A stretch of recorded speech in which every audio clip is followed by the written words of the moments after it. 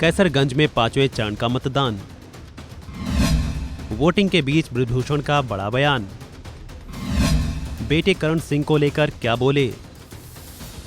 लोकसभा चुनाव के 5वें चरण की वोटिंग के बीच कैसरगंज सीट को लेकर बीजेपी सांसद बृजभूषण शरण सिंह का बड़ा बयान सामने आया है।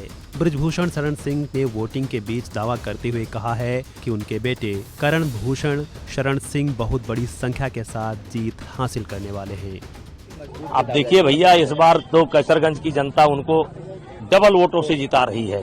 अब जीतने के बाद वो जैसा कर्म करेंगे वैसा उनके सामने आएगा। आपने ये भी कहा हुई है जो राम वो मेरे बारे में मुझे क्या करना है। देखिए, जिंदगी रेल की पटरी की तरह नहीं चलती है।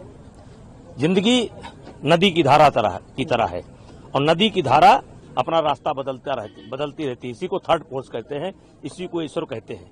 अब हमारे बारे में ईश्वर ने जो सोच रखा होगा वही करेंगे। आपने कहा बाई फॉल इस बार देंगे कर्णभूषण सिंह, तो क्या वो दाव आपने सिखाया है उनको बचपन से? कैसरगंज की जनता बाई फॉल मारेगी। हाँ, तो जो आप राजनीतिक गुरु के तौर पर कौन सा गुरु उनको सिखा करके भेजे हैं कि पहले सांसद के तौर पर और फ्यूचर में आगे वो मंत्री के तौर पर या फिर आगे और भी राजनीतिक पारियां वो खेलेंगे, कौन सा दाव आप सिखाएंगे और क्या कुछ उनको गुण सिखाते हुए आप दिखाई देंगे राजनीतिक गुरु के तौर पर? सेवा भाव रहना चाहिए।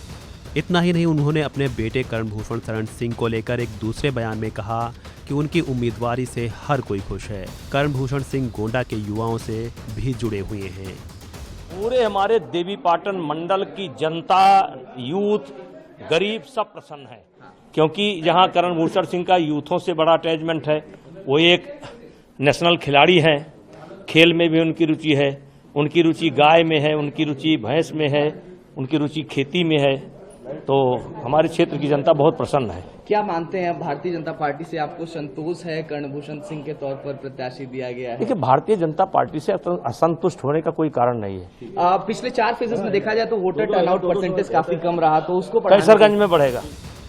बता दें कि 20 बार बीजेपी ने कैसरगंज से बृजभूषण को टिकट न देकर उनके बेटे को उम्मीदवार बनाया है।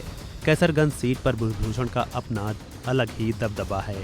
उन्होंने 2014 और 2019 में दोनों ही बार कैसरगंज से अच्छे अंतर से जीत हासिल की है। बहरहाल उनके बेटे की जीत का काफ़ी हद तक चांस बताया जा रहा है, लेकिन 4 जून को आने वाले नतीजों में देखना होगा क्या कुछ सामने आता है। फिलहाल इस वीडियो में इतना ही। खबरों से जुड़े अन्य अपडेट्स के लिए बने रहें वन इंडिया हिंदी के साथ।